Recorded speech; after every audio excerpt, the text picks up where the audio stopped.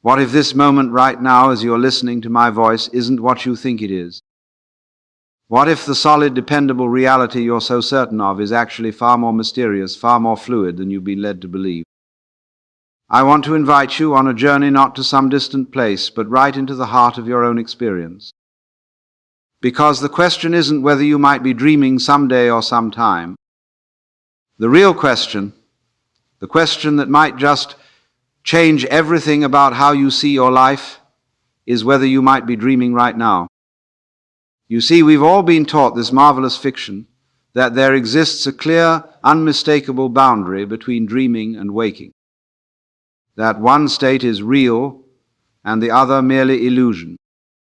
But I want to suggest something rather revolutionary, that this boundary is not nearly as solid as we pretend it is. Consider how, while dreaming, you rarely question the reality of your experience. The dream tiger chasing you feels absolutely real. The dream lover's touch feels absolutely real. It's only upon waking that we say, that was just a dream. But what's fascinating is that during the dream itself you were utterly convinced of its reality.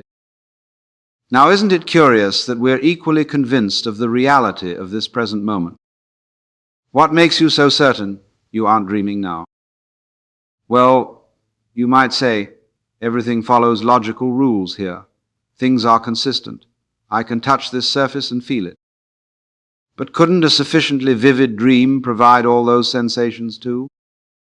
The ancient Chinese philosopher Chuang Tzu once dreamt he was a butterfly, fluttering about, happy and content.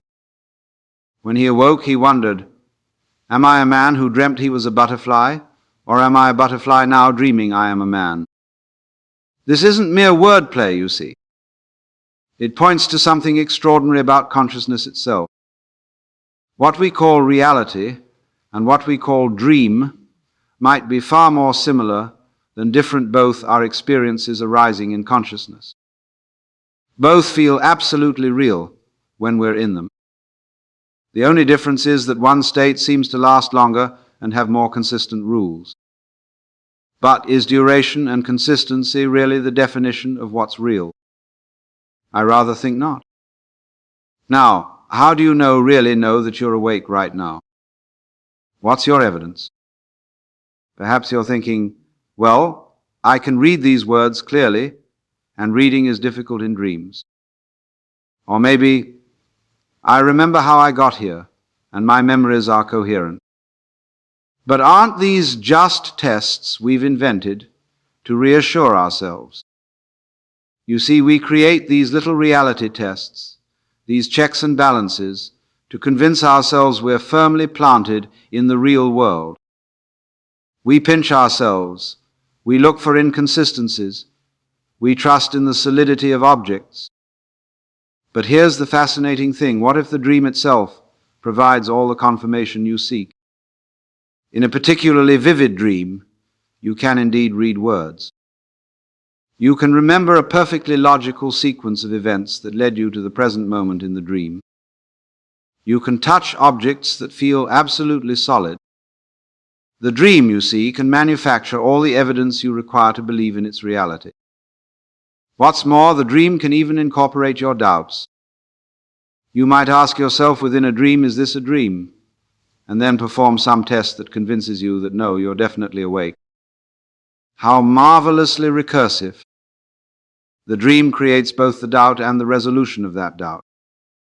So I put it to you, what if this present moment, this seemingly solid reality, is equally capable of manufacturing all the evidence you need to believe in its absolute reality?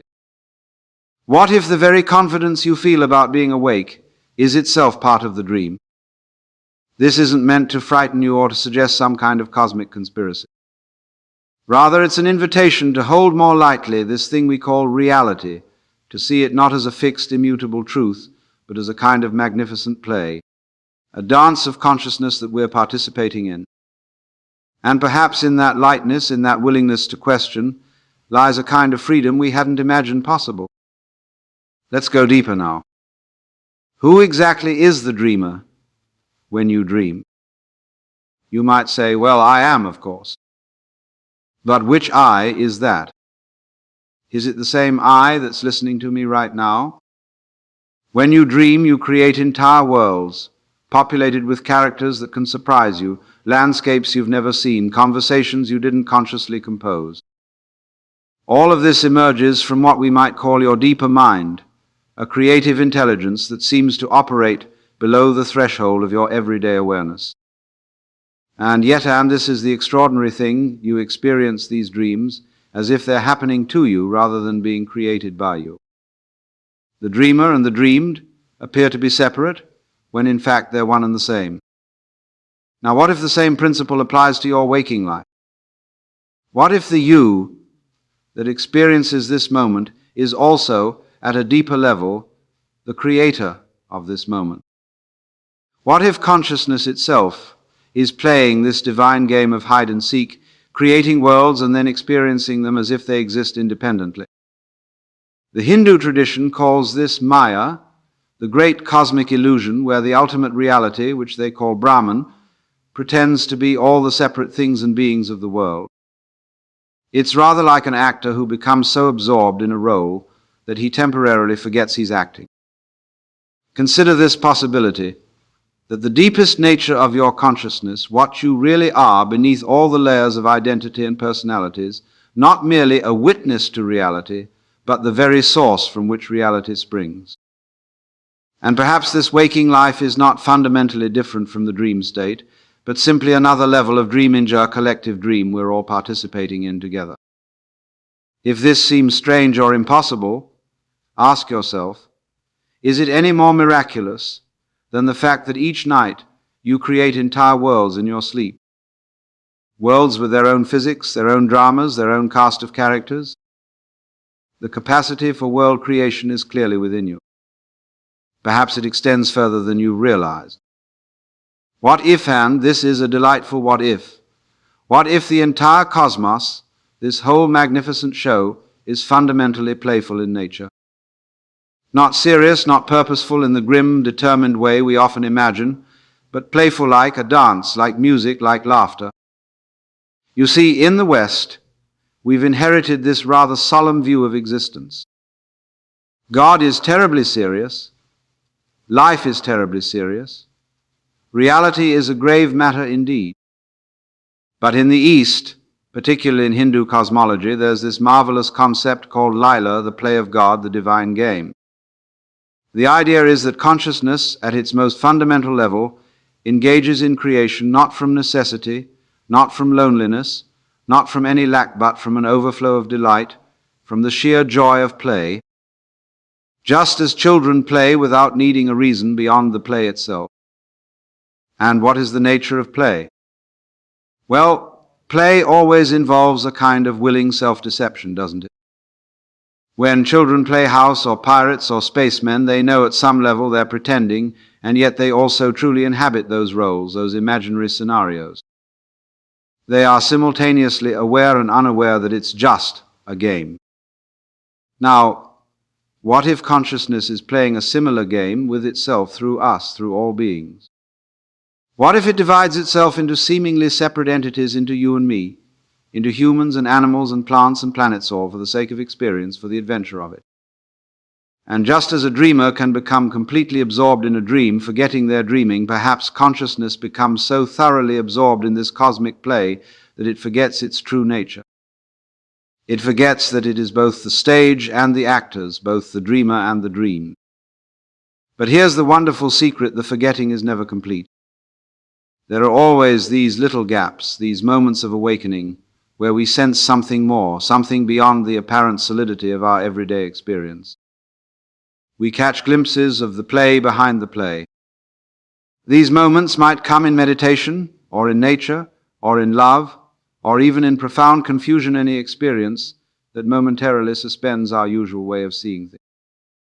And in these gaps, we might just remember what we truly are, not merely characters in the dream, but the dreaming consciousness itself. Not merely waves on the ocean, but the ocean in wave form. Let's look at how some of the great wisdom traditions of the East have understood this dreamlike nature of reality. Because long before Western philosophers began questioning the solidity of the world, Eastern sages had already mapped this territory with remarkable precision. In Buddhism, particularly in the Yogacara or mind-only school, there's a teaching that all phenomena are projections of mind. Not your personal individual mind, you understand, but mind, with a capital M consciousness as the fundamental ground of being. The world we experience isn't out there, independent of consciousness. It arises within consciousness itself. The Buddha often compared our ordinary perception to a dream, an illusion, a mirage, or a reflection of the moon in water. Not to suggest that nothing exists, but to point out that things don't exist in the solid, separate, independent way we habitually imagine. In the Taoist tradition, there's the wonderful story I mentioned earlier about Chuang Tzu and the butterfly. But there's more to this tradition than just clever paradoxes. The Taoists recognize that our categorical divisions of reality are insistence on separating dreaming from waking, self from other, human from naturae, convenient fictions rather than ultimate truths. The Advaita Vedanta tradition of Hinduism goes perhaps furthest of all, suggesting that the multiplicity of the world is ultimately Maya, cosmic illusion, and that the only true reality is consciousness itself, what they call Brahman. Not that the world doesn't exist, but that its apparent separation from consciousness is the illusion. What fascinates me about these Eastern perspectives is that they weren't arrived at through abstract theorizing. They came from direct investigation of experience through meditation and contemplative inquiry.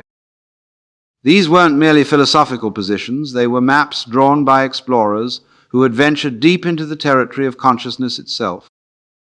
And what they discovered there countless practitioners continue to discover is that when consciousness is turned back upon itself, when awareness becomes aware of awareness, the solid world begins to reveal its dreamlike nature, not as some intellectual conclusion, but as lived reality. Now, there's something rather fascinating about the human mind. It absolutely craves certainty. We want solid ground beneath our feet. We want to know, beyond any shadow of doubt, what's real and what isn't. And this craving runs so deep that we'll often settle for a comforting illusion rather than face the vertigo of uncertainty. You see, most of us construct these marvelous systems of belief about the world, about ourselves, about what life is and what it means.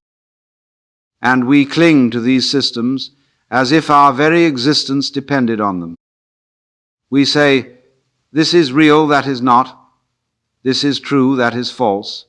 This is me, that is not me. And we feel safer for having made these distinctions.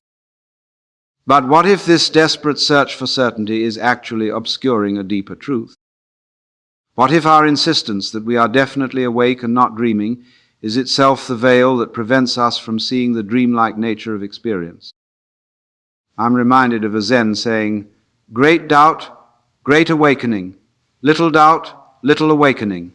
No doubt, no awakening." There's profound wisdom here, because it suggests that the path to seeing more clearly doesn't lie in eliminating doubt, but in diving straight into it.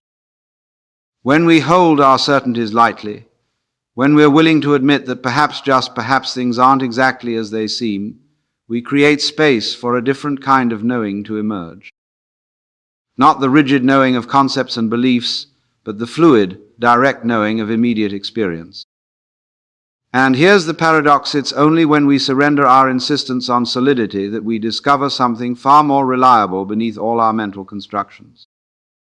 Call it awareness, call it presence, call it the witnessing consciousness. It's that in you which knows experience but isn't limited by experience. It's that which remains constant through all the changing states of waking, dreaming, and deep sleep. So I invite you to experiment with loosening your grip on certainty, to entertain, if only as a thought experiment, the possibility that this present moment might have more in common with dreaming than you've realized. Not to reach a new conclusion, you understand, but to create space for a more direct recognition of what you already are. As the Zen masters would say, not knowing is most intimate. There's a kind of freedom in that, not knowing that all our certainties can never provide. Let's talk about time, that most peculiar of human concepts. We tend to think of time as this absolute reality, this unchangeable dimension that flows like a river from past to future, with us carried along in its current. But I want to suggest something rather revolutionary about time, that it might be the most convincing aspect of the dream we call waking life. You see, in your night dreams, time behaves very strangely indeed. A dream that seems to last hours or even days can occur in just minutes of what we call real time. Events in dreams don't necessarily follow a linear sequence.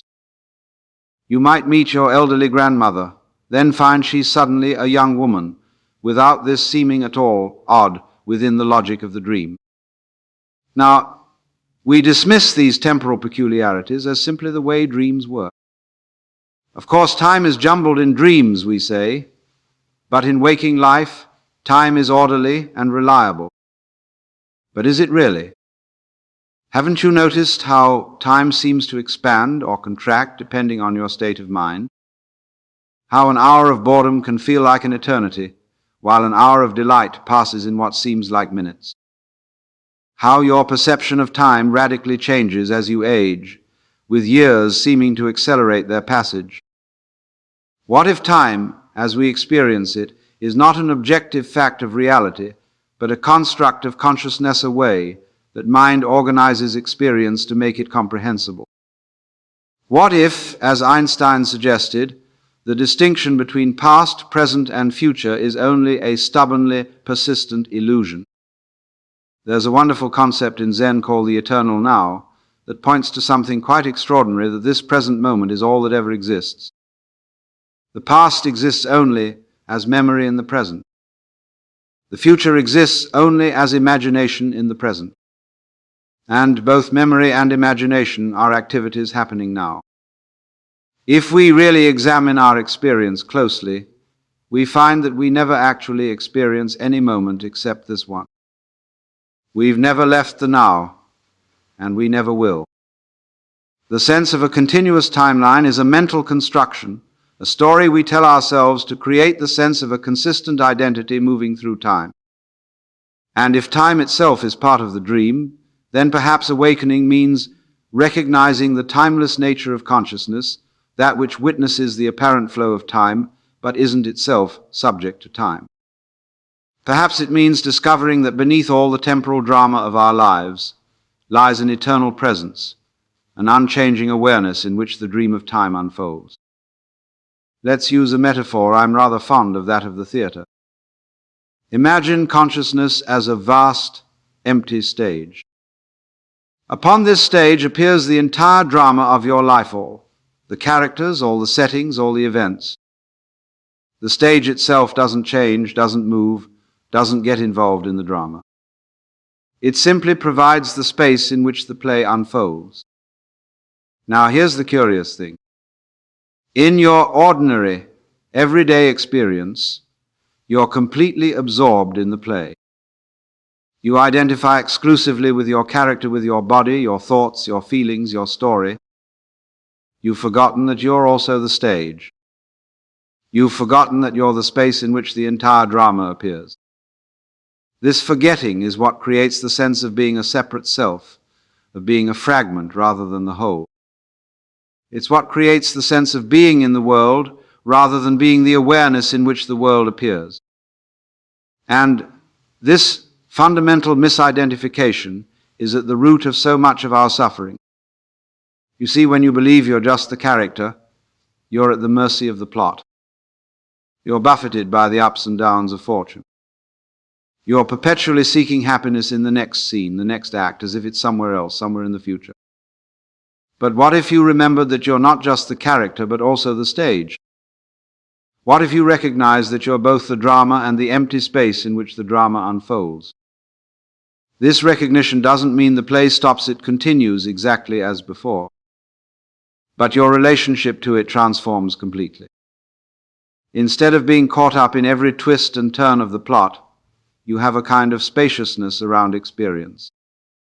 You can enjoy the play without being entirely defined by it. You can allow each scene to unfold without desperate grasping or frantic resistance. And this is precisely the shift that occurs when we begin to recognize the dreamlike nature of what we call waking life. We don't stop participating in the world, we continue working, relating, creating, exploring. But we do so with a newfound freedom, a lightness of being that comes from knowing that we are not merely characters in the dream, but also the dreaming consciousness itself. This is what the great mystics and spiritual teachers have been pointing to throughout the ages, not some alternative reality to escape into, but a more fundamental way of relating to this reality, right here, right now. Not a rejection of experience, but a more inclusive embrace of all that arises. Now we come to a rather beautiful paradox, that what we most deeply long for might come not through finding certainty, but through embracing uncertainty.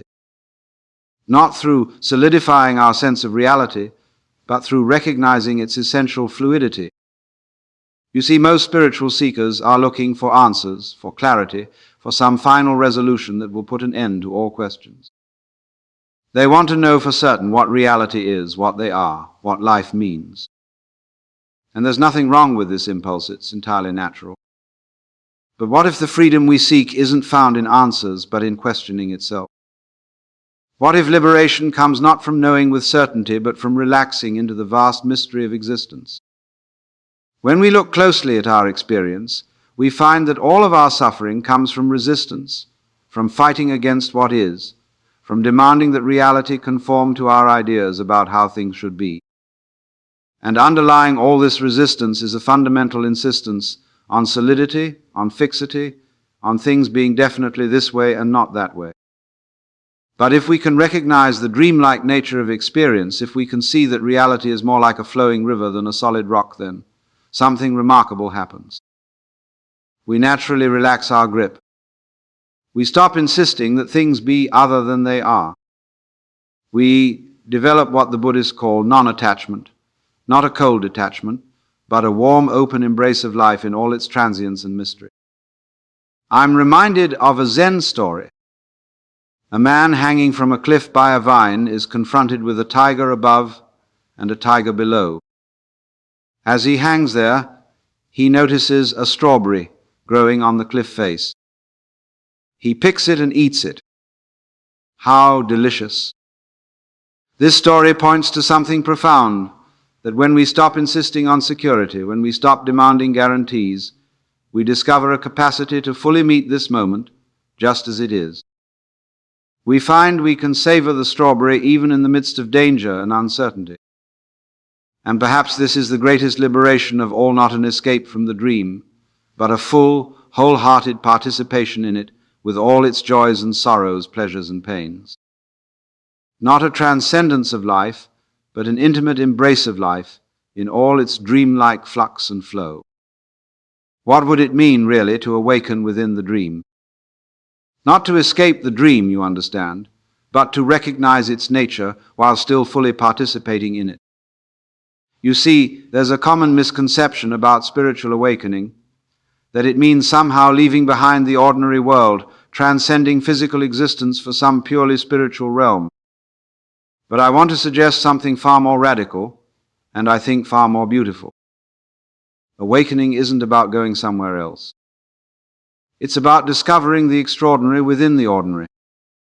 It's about recognizing that this very world, this very life with all its mundane details, its dirty dishes and traffic jams, its heartaches and its ecstasies is itself the dream of consciousness. When the great Zen master Dogen was asked, "What is awakening?" he replied, "Awakening is intimacy with all things." Not separation, not detachment, but intimacy, a direct, immediate relationship with life that isn't filtered through our concepts, our judgments, our endless commentary. And this intimacy becomes possible precisely when we recognize the dreamlike nature of experience. Because when we're no longer desperately trying to control the dream, to make it conform to our preferences, we can finally allow ourselves to be touched by it, to be moved by it, to be fully present with whatever arises. The awakened person and the unawakened person might perform exactly the same actions. They might work at the same job, live in the same house, have the same relationships. The difference isn't in what they do, but in how they relate to experience. One is caught in the grip of the dream, identified exclusively with their character in the play. The other recognizes the dream as a dream, and in that recognition finds a profound freedom. This freedom doesn't mean that everything becomes perfect or that suffering disappears entirely. The dream continues with all its contrasts and conflicts, but our relationship to suffering transforms. Instead of being something that happens to me, suffering becomes something that happens within me, within the vast, spacious awareness that I am. And in this shift of perspective lies the possibility of genuine peace, or not the peace of escaping conflict, but the peace of embracing all of life with an open heart and an open mind. The peace that comes from knowing yourself as both the wave and the ocean, both the character and the stage, both the dreamer and the dream. So I leave you with this invitation not to reach some conclusion about whether you're dreaming or awake, but to hold the question itself with curiosity and wonder. To look at your experience with fresh eyes, without the usual labels and categories. To notice the spacious awareness in which all experience arises, and to consider the possibility that this awareness, this knowing presence, might be what you most fundamentally are. You know, there's a lovely story from the Hasidic tradition about a rabbi who told his students, "In the world to come I shall not be asked, 'Why were you not Moses?' I shall be asked, 'Why were you not Zuzia?'" And I think there's a parallel question for each of us.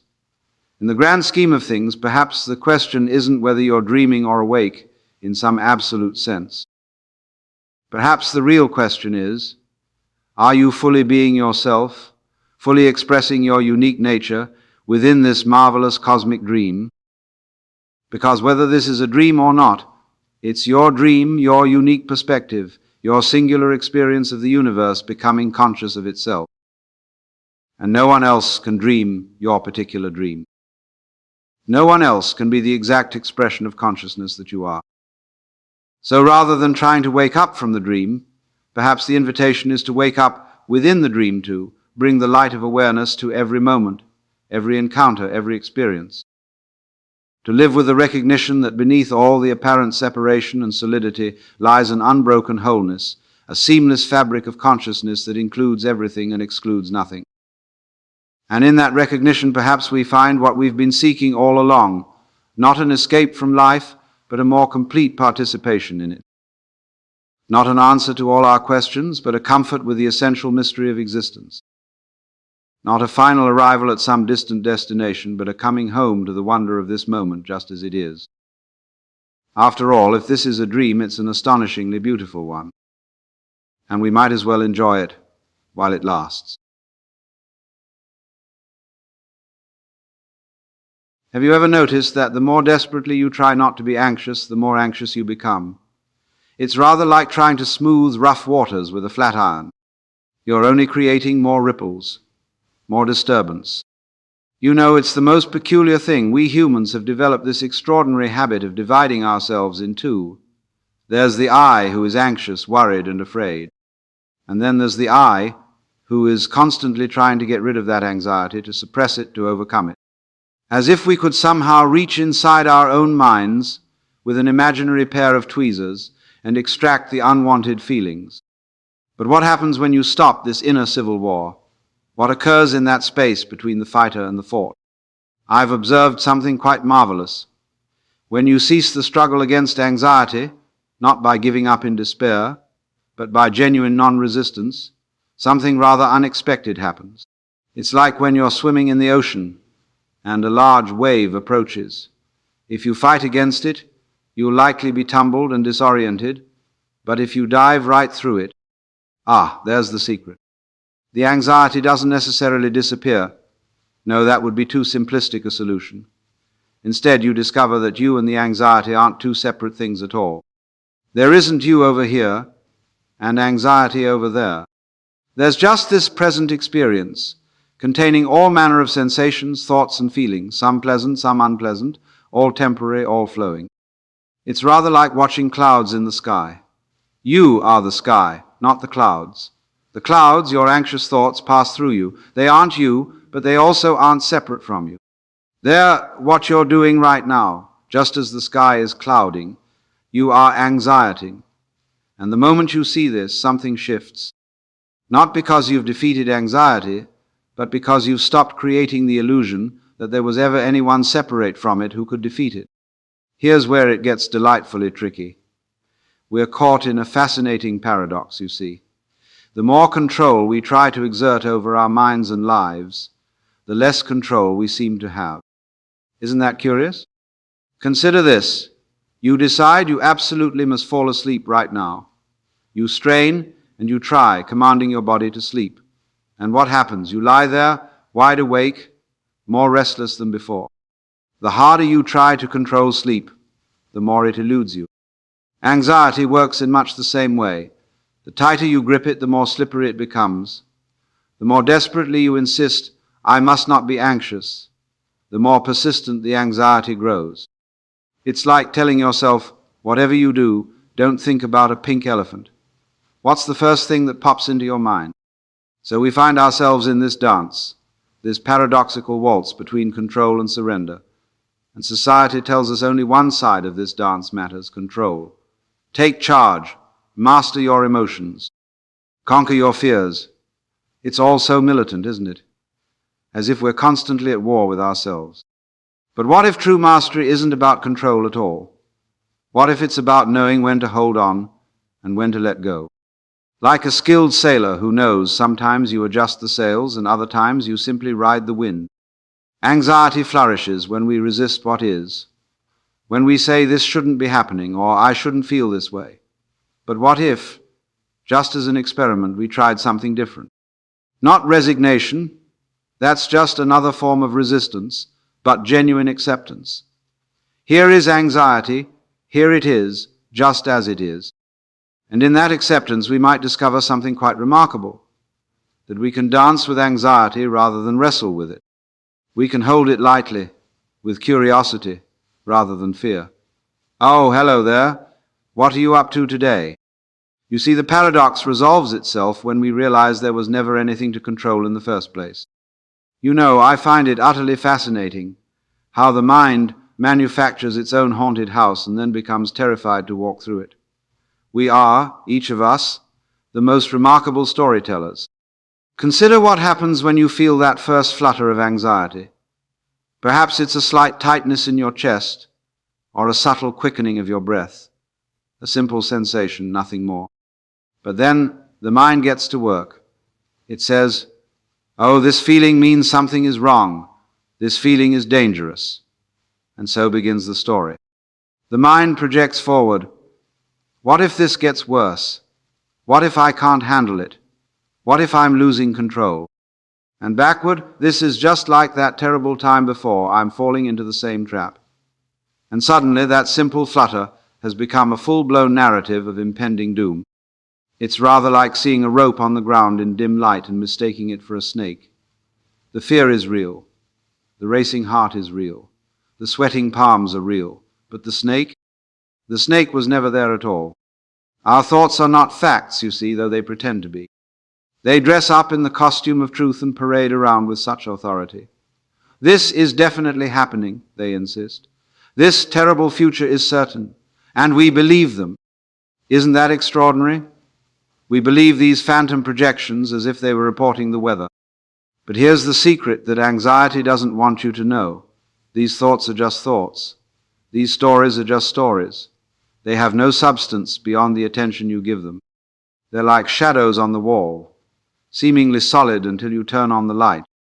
The mind creates these ghosts, and then it runs from them. But have you ever tried turning around to face a ghost?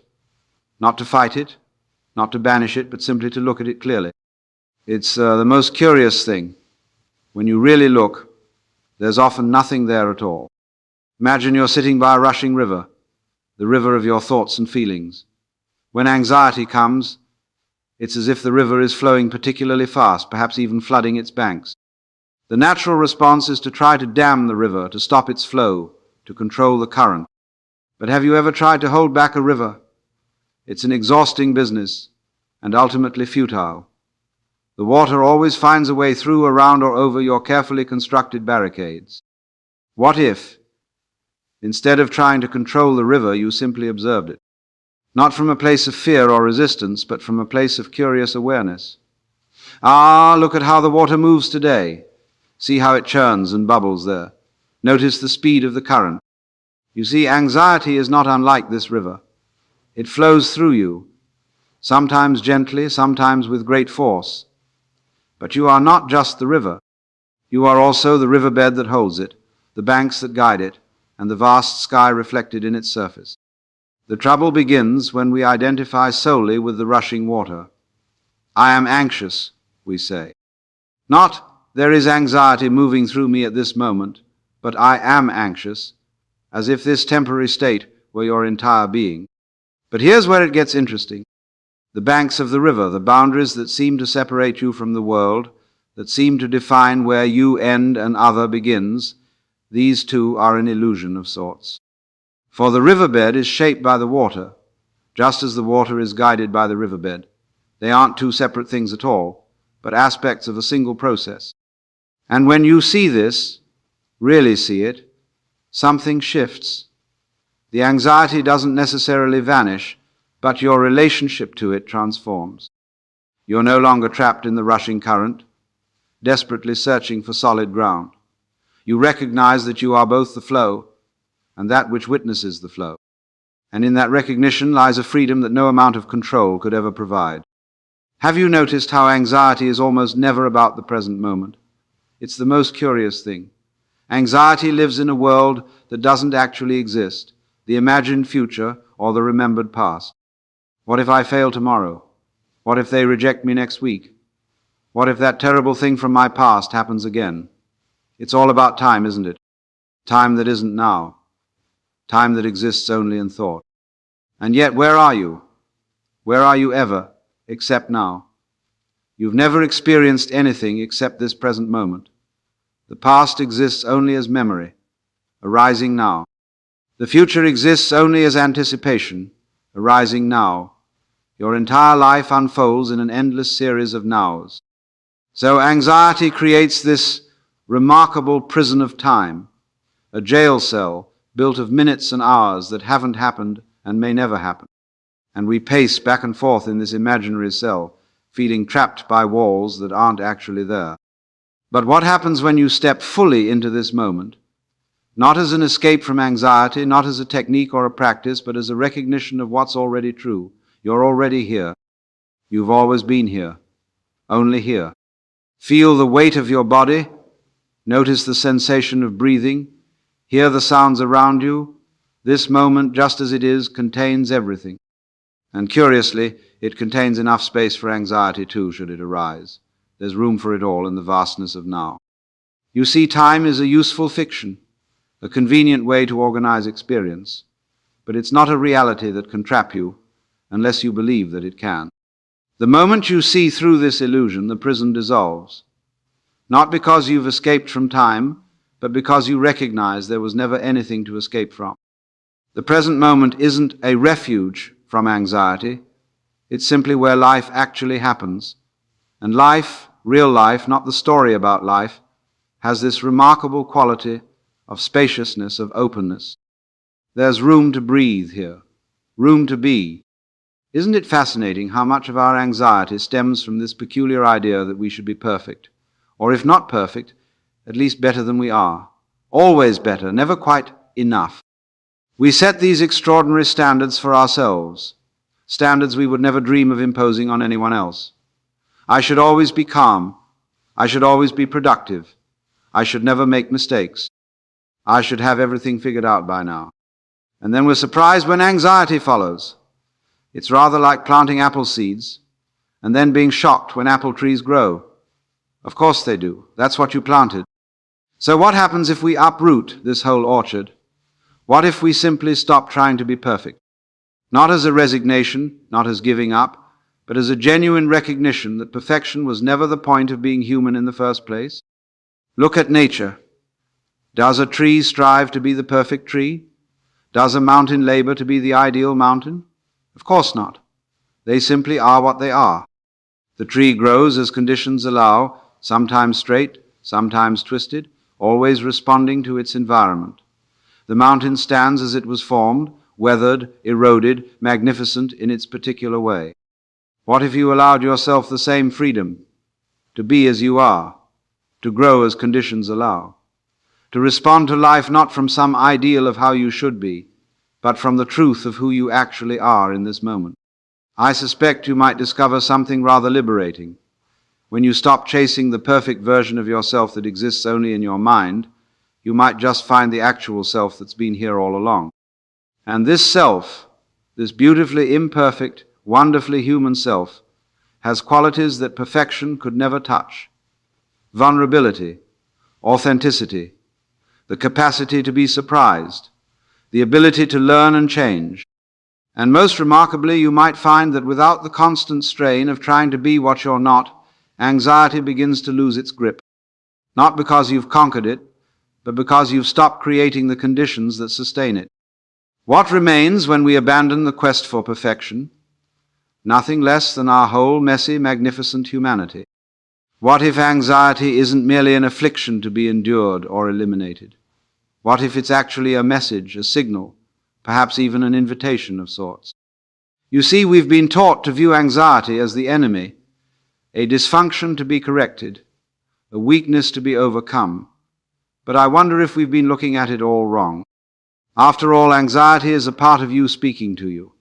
And isn't it rather odd to wage war against a part of oneself? Consider this possibility. Anxiety might be pointing to something important. It might be saying, look here, pay attention. Something matters deeply to you in this area.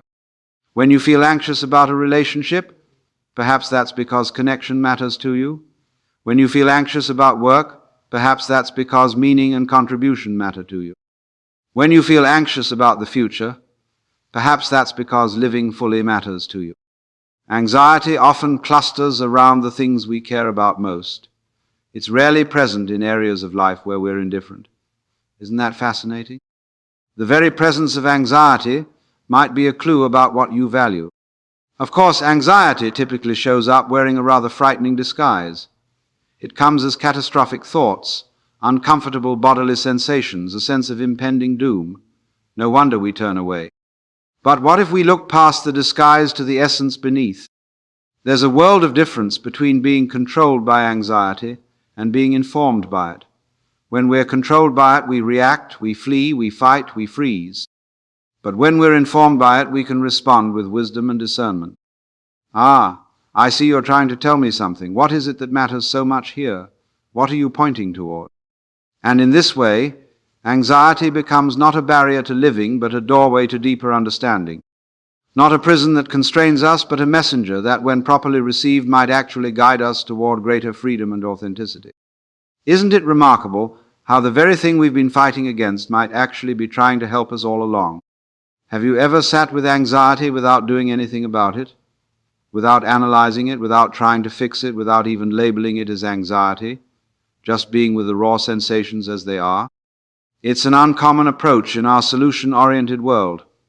We're so accustomed to doing something about our uncomfortable feelings, distract ourselves, medicate them, talk them through, exercise them away, anything but simply be with them. Yet there's a profound power in this simple act of bearing witness, of creating a space of silence around the noise of anxiety. Not to diminish it or make it go away, but to meet it with a quality of presence that anxiety rarely receives. You see, anxiety thrives on words, the internal narrative, the catastrophic predictions, the endless rumination. What if this happens? What if that happens? What does this mean? Why can't I stop feeling this way? It's an exhausting monologue that feeds itself. But silence. Silence operates on a different frequency altogether, not the strained silence of suppression, where you're desperately trying not to think anxious thoughts.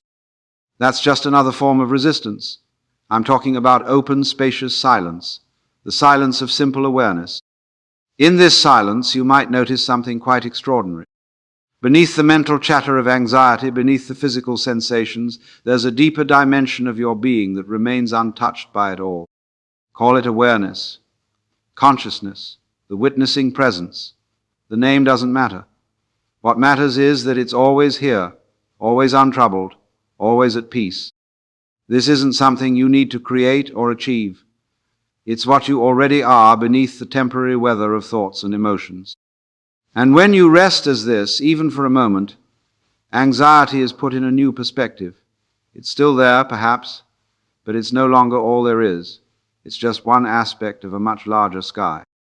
In the silence beyond words, beyond strategies, beyond the constant doing, you might just discover what anxiety has been distracting you from all along. The inherent peace at the core of your being that no amount of mental chaos can actually disturb. There's a curious relationship between anxiety and emptiness. Have you noticed? Often what we're most afraid of isn't some specific catastrophe, but a kind of void, a sense that beneath all our doing and achieving and becoming, there might be nothing. This fear of emptiness drives so much of our frenetic activity. We keep busy, we seek constant stimulation, we fill every moment with content, all to avoid facing this apparent abyss. And when we can't distract ourselves, anxiety rises like smoke from this unexamined fear. But here's the fascinating thing. This emptiness we so dread is not what we think it is. It's not a barren wasteland or a black hole that will consume us. That's just another story the mind tells, another misidentification. The emptiness at our core is not an absence, but a fullness beyond form. Not a lack, but a limitless potential. It's the empty canvas that allows for every painting, the silence that makes all music possible, the space that permits all objects to exist. When we dare to turn toward this emptiness instead of away from it, something remarkable happens. We discover it's not empty in the way we feared. It's empty only of limitation, empty of boundaries, empty of all the constraints we've placed upon ourselves. This is not mere philosophy or abstract speculation. It's an invitation to direct experience. Right now, as you listen, can you sense the awareness in which all your experiences arise? This awareness isn't a thing among other things. It has no form, no boundary, no center, no circumference. And yet, it's undeniably here, the very ground of your being. Embracing this emptiness doesn't mean disappearing or losing yourself. Quite the contrary. It means discovering your true nature beyond all the limited identities you've accumulated. It means finding the source from which all your experiences, including anxiety, arise, and to which they all return. And strangely enough, when you no longer run from emptiness but recognize it as the very fabric of who you are, anxiety loses much of its grip. Not because you've conquered it, but because you've discovered something far more fundamental than any temporary state of mind.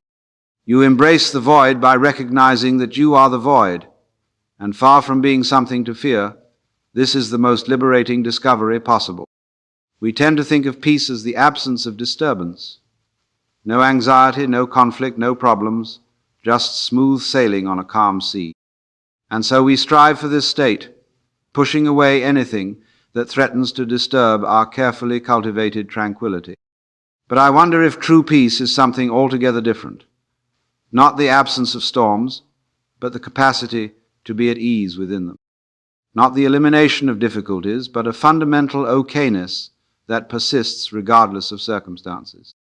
After all, have you ever achieved lasting peace through resistance? Has fighting against anxiety ever led to its permanent disappearance? Or does the very act of struggling against what is actually create more turbulence, more discord? Perhaps peace isn't something to be attained, but something to be recognized, a dimension of being that's already here, already available, beneath the surface agitation of our lives. Think of the ocean. On the surface there may be massive waves, violent storms, constant movement, but dive deep enough, and you reach a place of profound stillness. Both realities exist simultaneously, the turbulence and the calm. They're not opposed to each other, they're aspects of the same vast ocean.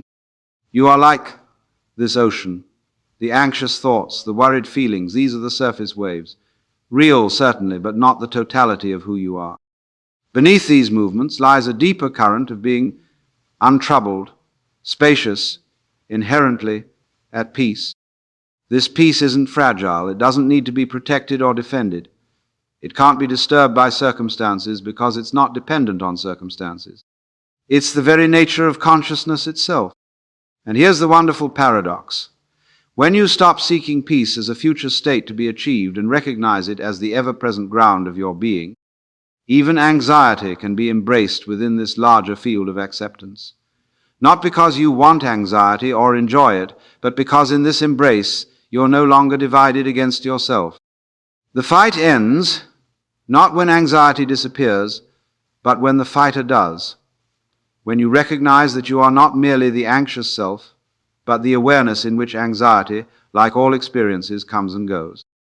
And in this recognition, you discover a peace that passes understanding, not because it's mystical or esoteric, but because it's too simple, too obvious, too close to be grasped by the thinking mind.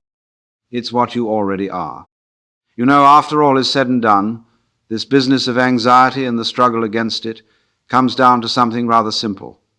Not easy, perhaps, but simple. We suffer not because life is difficult, though certainly it can be, but because we've become strangers to ourselves.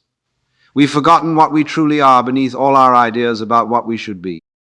This forgetting isn't a tragedy, though. It's more like a cosmic game of hide and seek. We hide from ourselves only to have the joy of being found again. And each time anxiety rises within you, it might just be another opportunity to remember, to peel back another layer of mistaken identity and rediscover the boundless awareness that has been here all along. There's a Zen saying I'm rather fond of. First there is a mountain, then there is no mountain, then there is. Before we begin this journey of self-discovery, anxiety is just anxiety, a problem to be solved, an enemy to be vanquished. Then, as we explore more deeply, the solid reality of anxiety begins to dissolve. We see its emptiness, its transience, its dependent nature, and finally, anxiety returns, not as a fearsome opponent, but simply as another expression of the vast, mysterious dance of existence. The mountain is still the mountain, but now we see it with new eyes. So I leave you with this: perhaps there's nothing to fight against after all. Perhaps there never was. Perhaps there's only this moment, this breath, this boundless awareness in which all things arise and pass away like clouds in the sky. And in this recognition, you might just discover that what you've been seeking through all your struggles was never somewhere else. It was right here all along, closer than your own heartbeat, more intimate than your next thought. Just this, just now, just as you are. If these words have resonated somewhere within you, perhaps they weren't really new information at all. Perhaps they were more like a reminder of something you've always known, but momentarily forgotten. Like remembering where you put your keys after searching the entire house. Share this reflection if you feel moved to do so. But remember, no one else can wake up for you. No one else can live your life or know your truth. That journey is yours alone, though paradoxically it's the one thing we all share. And isn't that a wonderful joke the universe has played on us? That in our deepest aloneness we find our most profound connection. That in embracing our unique experience we touch the universal. But now I'm just playing with words again. The real truth lies in the silence between them. If life were a river, where would you say the treasure lies? Up against the current, or waiting downstream? Be honest. Most people will answer upstream, of course. Because we've been trained to believe that what is valuable must be difficult, that the prize is always against the current, never with it. It's a curious thing that we admire struggle. If you're not straining, sweating, or making life difficult for yourself, there's a suspicion you're not taking life seriously. Ease is treated as laziness and struggle as virtue. We bow to the one who fights the current, yet look down on the one who lets it carry him. And all the while, the river goes on flowing quite effortlessly. Why do we insist that effort is more dignified than ease? Why glorify the uphill climb when downstream requires no persuasion? It's almost as if we mistrust the universe, as if we imagine that by relaxing we'll somehow miss the point. But perhaps the joke is that the point cannot be missed, because you are it. And here lies the paradox. The more you resist the flow, the more exhausting life becomes. The harder you demand the river go your way, the more it drags you under. Yet the moment you let go, you find yourself moving not where the ego insisted you must arrive, but precisely where the current was always carrying you. The trouble begins when we imagine that life is something to be managed, as though it were a chessboard, with every move calculated, every outcome predicted. Our intellect delights in such games. It draws maps, sets up fences, and writes endless instructions. But the world, rather inconveniently, refuses to sit still for our diagram. No matter how much you calculate, you never quite know what's coming next. It's like telling the wind which way to blow, and so the more you plan, the more anxious you become, because life keeps unfolding beyond your control. Intellect is a marvelous tool for navigation, for play, for invention, but it was never designed to master the current. It can tell you how to steer the canoe, but it cannot dictate the course of the river. That is already determined by forces far deeper than your diagram. Lao Tzu put it rather neatly. When you seek it, you cannot find it. When you stop seeking, it appears. Which is to say, the very effort to control often blinds us to the simplicity of what is already happening. We exhaust ourselves, not because life is inherently difficult, but because we insist it must obey our plan. The moment you release the obsession with control, you find that life was moving quite well on its own. The current does not need your permission. It was flowing before you, and it will flow after you, and the wonder is that you are already in it. The very act of resisting life's movement creates the tension we call suffering. Resistance is suffering. Even stone, for all its hardness, is worn down by water. The rock resists, and in resisting, it is slowly ground away. So it is with us. The more we harden against the flow, the more life abrades us. What feels like strength in resistance in truth, is a slow erosion. But to yield is to remain whole, carried without being broken.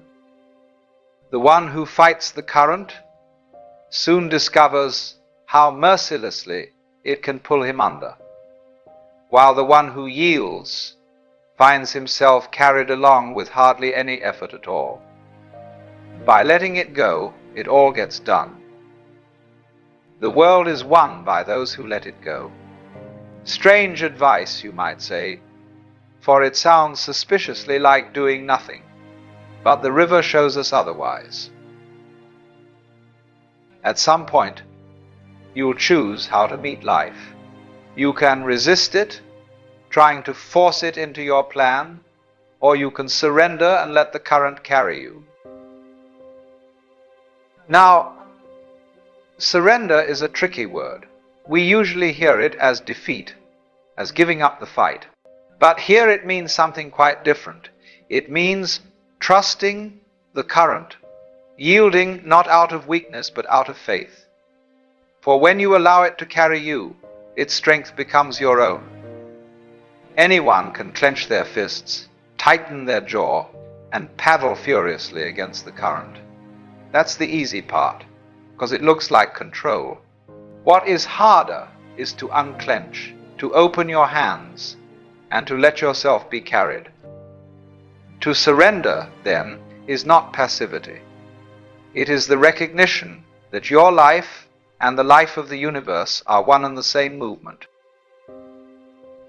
The current is not dragging you against your will. It is your will, deeper than thought, older than memory. Faith, then, is the courage to move without knowing, to walk or float without the full itinerary, to realize that guarantees are an illusion, and that the only real safety lies in trusting the one who set the current in motion. It is not blind naivety, but deep vision, to see that even if you cannot predict the details, the direction is trustworthy. The river has always carved valleys, nourished forests, and found its way back to the sea. Why assume your life would be the lone exception? So many people believe that the harder they push, the better life will reward them. And yes, hard work can sometimes bring success. But look around, how many people make it, only to end up burned out, anxious, or empty inside? They sacrifice peace for the illusion of achievement, always chasing the next mountain without ever arriving. The problem isn't effort itself. The problem is when effort comes from fear rather than flow. Fear says, if I stop struggling, I will fall behind. But have you noticed? Some of the most joyful people are not the ones working the hardest, but those who have learned to align themselves with what they love. Watch a bird riding the wind, or a surfer catching a wave. They too exert themselves, yet their effort is in harmony with the current. That is why it looks so effortless, because it is not forced. True work, true achievement, is not the frantic paddling against the stream, but the art of aligning with it. So, perhaps the question is not, how hard must I struggle? But, am I in rhythm with the current? For without that rhythm, effort is only self-punishment. The universe has never, for a single instant, left you to fend for yourself. But its voice is not the sort that shouts. It whispers. It moves in the spaces between your thoughts, in a language far softer than the clamor of your busy mind. And so, if you are forever chattering, forever scheming, you will miss it, like trying to hear a flute while banging on a drum. The ego is a restless commentator, forever narrating, forever interrupting. It simply cannot stop talking. What shall I do next? What if I fail? How do I measure up? It builds its castles of anxiety and then insists you live in them. But that's a kind of hallucination, because beneath all that racket, the world is humming along quite smoothly. The currents are already flowing, the seasons are already turning, and your life is being carried whether you micromanage it or not. Call it God, call it the Tao, call it the dance of the cosmos. There is a deeper intelligence at work, one that doesn't need your frantic interference. You notice it in the simple things, when an answer comes the moment you stop thinking about it. When a problem untangles itself after you've walked away, the more you stop trying to force the music, the more you realize you were part of the symphony all along. You may have noticed that the more you brood on a difficulty, the more it seems to multiply. Not because life is conspiring against you, but because the mind is very good at showing you only what it expects to see. It's the same with worry as it is with a song stuck in your head. Once it starts playing, you hear it everywhere. And so the ego goes on, fixing, comparing, tightening its grip. It thrives on struggle, because struggle makes it feel important. Yet in feeding it, you miss the obvious, that alongside all the problems, life is still carrying you quite well. If you stop for a moment and look at what is working, quite without your help, you can't help but feel grateful. Gratitude is simply noticing what has already arrived. The breath you didn't earn, the heartbeat you don't control, the small mercies and ordinary wonders that never ask for your permission to exist. When you shift your attention this way, you discover you're not battling the river after all. You're already floating in it. And then the grip loosens. Life feels lighter, not through control, but through confidence in the flow of things. And here, you begin to see the delightful joke. Life was never a problem to be solved, but a process to be recognized, a dance to be joined. The current and the swimmer are not two things, but one and the same movement. The idea that you are somehow separate, that you must control, resist, or outsmart the river, was the illusion all along. So the treasure is not waiting somewhere upstream, nor hidden far below. It is here, in the recognition that you were never outside of the flow in the first place. To surrender, you see, is not defeat, but awakening. It is the realization that by loosening your grip, you do not fall into chaos. You discover you are already being held. And suddenly the whole affair, this river, this life, this extraordinary happening, is revealed for what it always was. Not a battle to win, but a play to participate in. Not something to master, but something to understand as your own movement. And in that play, you were never lost. You were home all along. What you called struggle was simply the refusal to see you were already being carried. And so, if you feel passion stirring, if you are drawn to something, go to it, but not by suffering, not by forcing, not by grinding yourself into exhaustion. Go by flowing, by trusting the pull that already calls you.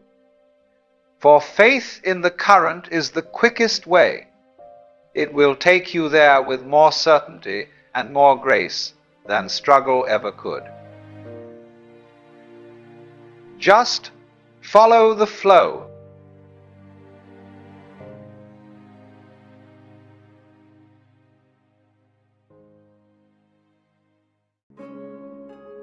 What an extraordinary predicament we find ourselves in. Here we are, these marvelously complex beings, constantly striving to become something better, something more complete. But what if I told you that this very striving is what keeps you from recognizing what you already are? That beneath all your seeking and yearning lies a completeness that was never actually lost? This is perhaps the most fascinating joke the universe has ever played on us. You know, it's rather curious how we've become so utterly convinced of our own incompleteness. From the moment we're born, we're told that we need to become something. First a good child, then a successful student, then a productive worker, a worthy partner, a wise elder. It's as if life were some sort of ladder that we must climb rung by rung. But have you ever reached the end of one of these ladders only to find another one waiting? Of course you have, because that's the trick, you see. The ladder never ends. This myth of incompleteness is perhaps the most pervasive illusion in our culture. We're absolutely convinced that we're not enough as we are, that there's something fundamentally wrong with us that needs fixing. And so we buy the books, attend the seminars, follow the gurus, all promising to make us whole. But let me suggest something rather startling. What if this very feeling of incompleteness is itself an illusion? What if it's merely a game that consciousness plays with itself? A cosmic hide and seek where what you're seeking is precisely what's doing the seeking. You see, a cat never tries to be a better cat. A tree never strives to be a more perfect tree. Only humans have convinced themselves that they are somehow unfinished. And in this conviction, we miss the extraordinary fact that we are already exactly what we are supposed to be. Now, this feeling of incompleteness didn't just happen by accident. It arose from what I call the Great Division. At some point in our development, we learned to stand outside ourselves and look back. We became, as it were, self-conscious. And in this miraculous but troublesome development, we divided ourselves in two. There was now the I who observes, and the me who is observed. The thinker and the thought. The judge and the judged. This division creates a fascinating predicament. The observer can never quite catch up with the observed. It's rather like trying to bite your own teeth or touch the tip of this finger with the tip of this same finger. You can't do it, you see. And yet, we keep trying. We keep thinking that if only we could observe ourselves more clearly, understand ourselves more deeply, then we would finally arrive at wholeness. But this is precisely the cosmic joke. The very act of trying to observe yourself completely is what maintains the division. It's like trying to see your own eyes. You can see their reflection, but never the seeing itself. Because the seeing is what's doing the seeing. The knower cannot be the known, at least not in the ordinary way of knowing. And so we find ourselves in this peculiar situation where the more desperately we try to know ourselves, the more we reinforce the very division that prevents us from experiencing our wholeness. It's a perfectly vicious circle. And yet, there's a way out. But it's not a way forward. It's a way back. Back to what we already are. Have you ever considered why we play games? It's really quite obvious when you think about it. We play to forget that we're playing. If you're playing hide and seek, the whole point is to forget momentarily where everyone is hiding. If you already knew, there would be no game at all. And this, I suggest, is precisely what the universe is doing with itself. It's playing an elaborate game of hide and seek. You see, if the universe is fundamentally one thing, one energy, one consciousness, then it has a problem. There's no one else to play with. So, what does it do? It divides itself. It pretends to be many. It hides from itself in countless forms and then has the delight of finding itself again. And that's exactly what you are doing. You are the universe hiding from itself and seeking itself. Your sense of being incomplete, separate, isolated is how the game works. If you knew from the beginning that you were already complete, already whole, already perfect, where would be the joy of discovery? It's like going to a movie and knowing the entire plot beforehand. You go to a movie to be surprised, to be taken on a journey. You temporarily forget that it's just images on a screen. You allow yourself to get caught up in the drama. That's what makes it enjoyable. In the same way, you have allowed yourself to get caught up in the drama of being a separate self that needs to find wholeness. And that's perfectly fine. It's a marvelous game. But at some point you might want to remember that it is just a game. That beneath all the seeking and struggling, you are already what you're looking for. Now, I want to discuss something quite fascinating about our sense of incompleteness. Have you noticed that it's always projected into the future? When I finally achieve this, when I finally become that, when I finally understand, always some distant tomorrow. But let me ask you this. When will you ever experience this future? Think about it. You never actually experience any moment except the present. The future is always an abstraction, a concept. It never arrives as the future. It always arrives as the now. This is tremendously important. If completion, if wholeness, if what you're seeking can only be experienced in the now, then it makes no sense whatsoever to postpone it to some imaginary future. It's either here now or it's nowhere at all. You see, time as we normally think of it is a kind of convenient fiction. It's like the equator. Tremendously useful for navigation, but you won't find it if you go looking for it in the ocean. It's an abstraction, a way of thinking. But we've become so hypnotized by this abstraction that we've come to believe that our completion lies somewhere along this imaginary line stretching into the future. And so we find ourselves in the absurd position of constantly putting off living. I'll be happy when. I'll be complete when. Always when. Never now. But life only happens now.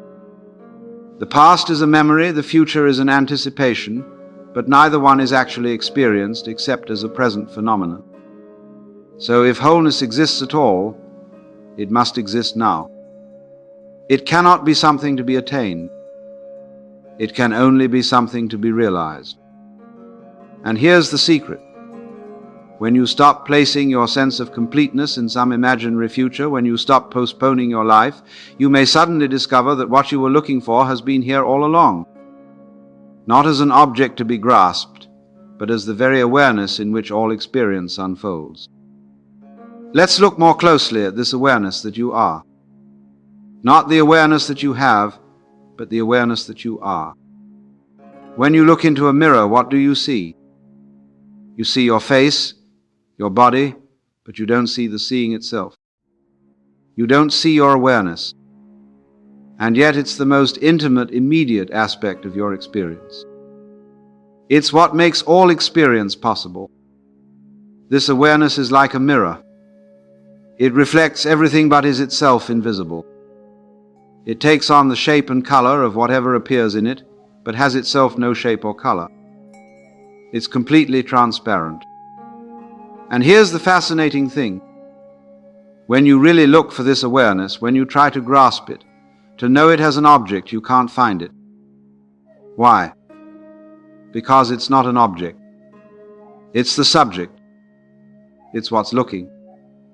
And yet, paradoxically, you can't deny its existence. It's the most undeniable aspect of your experience. After all, you know that you're aware, don't you? So here we have this extraordinary situation. The one thing that you can be absolutely certain of is the one thing that you can never grasp or see as an object. It's too close, you see. It's what you are, not what you have. And when you begin to sense this invisible, mirror-like quality of awareness, something remarkable happens. The veil of separation begins to thin. Because this awareness has no boundaries. It's not confined to your body. It's not limited by your personal history. It's open, spacious, and free. You know, one of the most curious things about our feeling of incompleteness is how selective we are about what we accept in ourselves.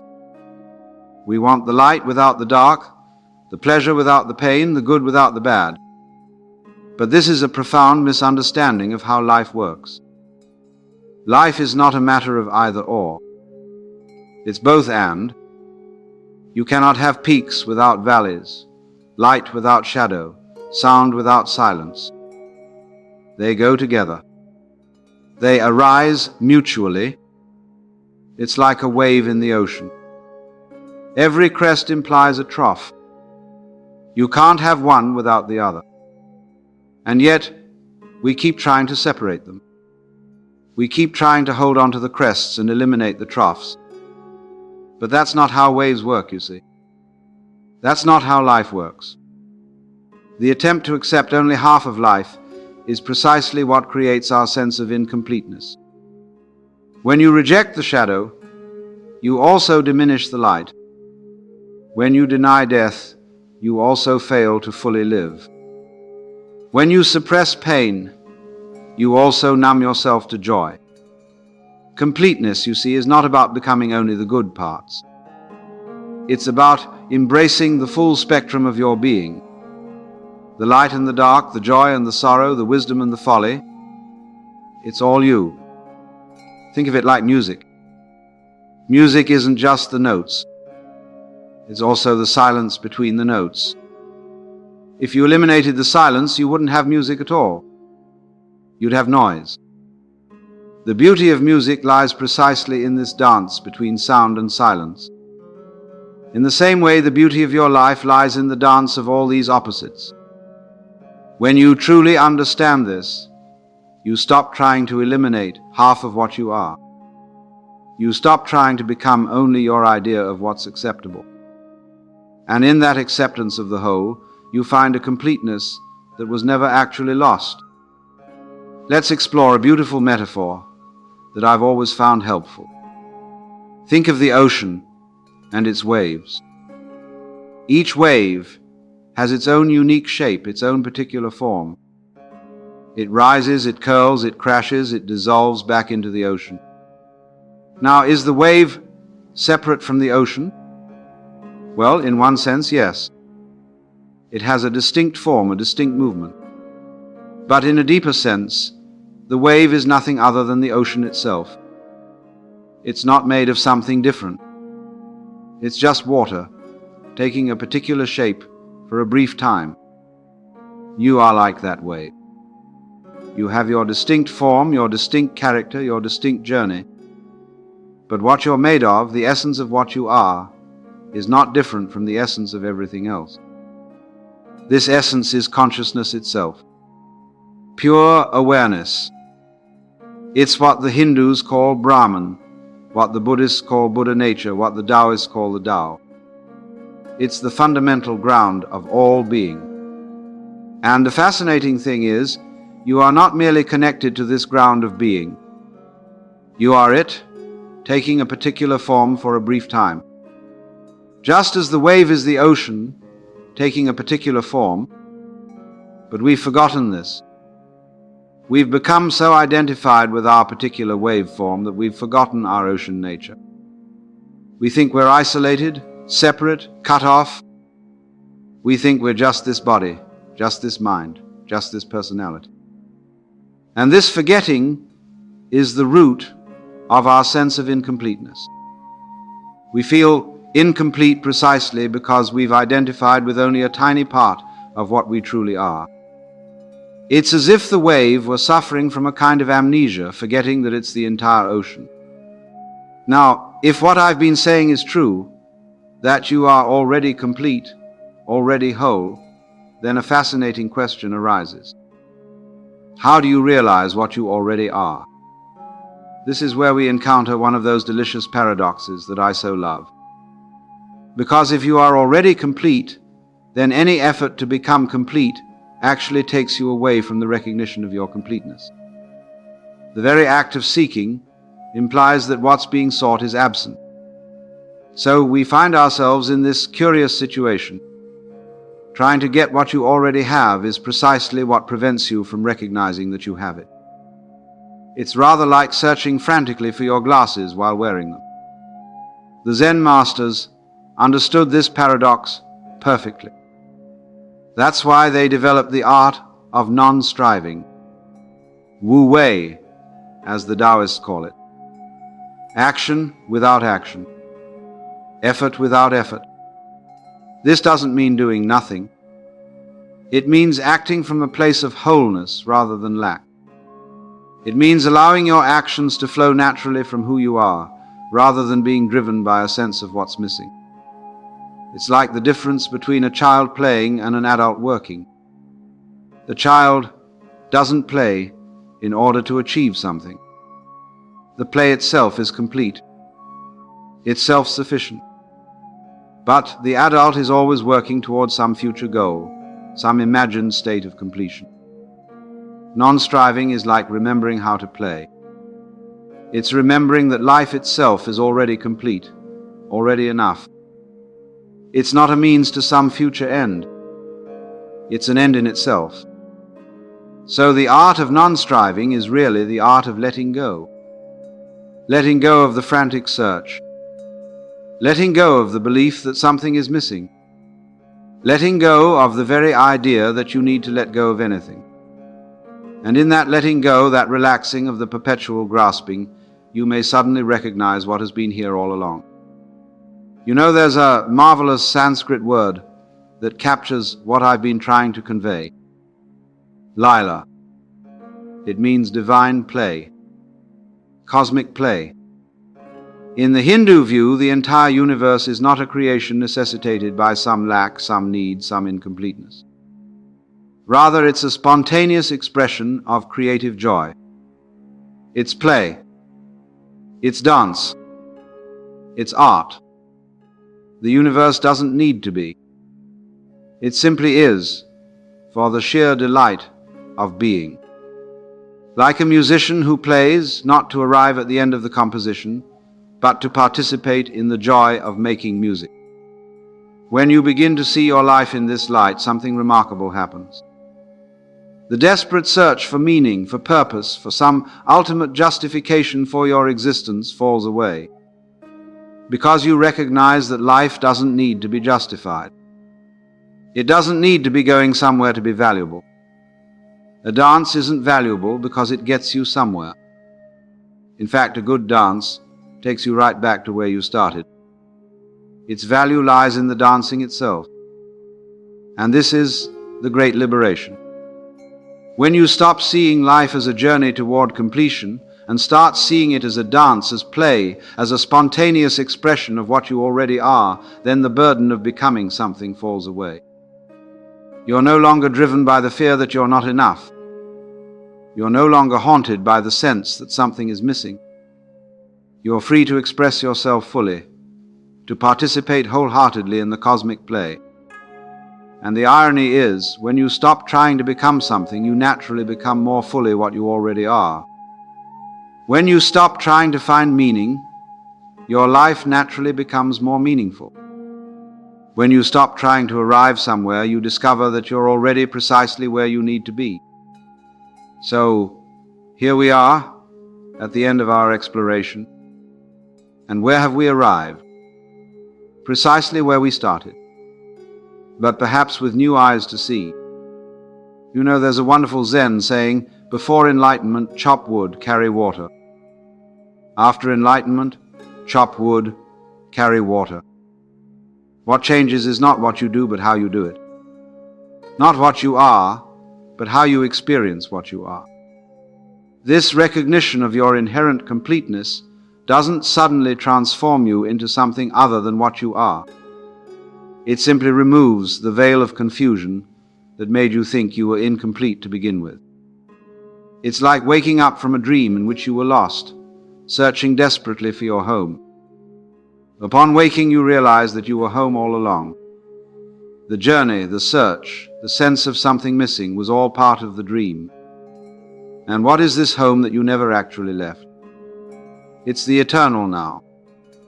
This present moment, which is the only moment that ever actually exists. Not a moment ago, not a moment from now. But this, just this. When you are fully present, fully here, fully now, there's no sense of incompleteness. There's no sense that something is missing. There's just this miraculous unfolding of life as it is. Think of those moments when you've been completely absorbed in something, perhaps watching a sunset, or listening to music, or making love. In those moments, there's no sense of something lacking. There's just the fullness of the experience itself. You're not trying to get anywhere. You're not trying to become anything. You're simply here. That completeness is always available. It's not something to be achieved. It's something to be recognized. It's your natural state, your birthright. It's what you are beneath all the layers of seeking and becoming. And so the great journey of self-knowledge comes full circle. It ends where it began, with the recognition that what you were looking for is what's looking, that the seeker is the sought, that you are already what you are seeking to become. You know, there's a story about a fish who went swimming frantically from ocean to ocean, asking every creature it met, "Where can I find this thing called water?" All the while, of course, the fish was swimming in water, breathing water, seeing through water. The water wasn't somewhere else. It was everywhere. It was what the fish was made of.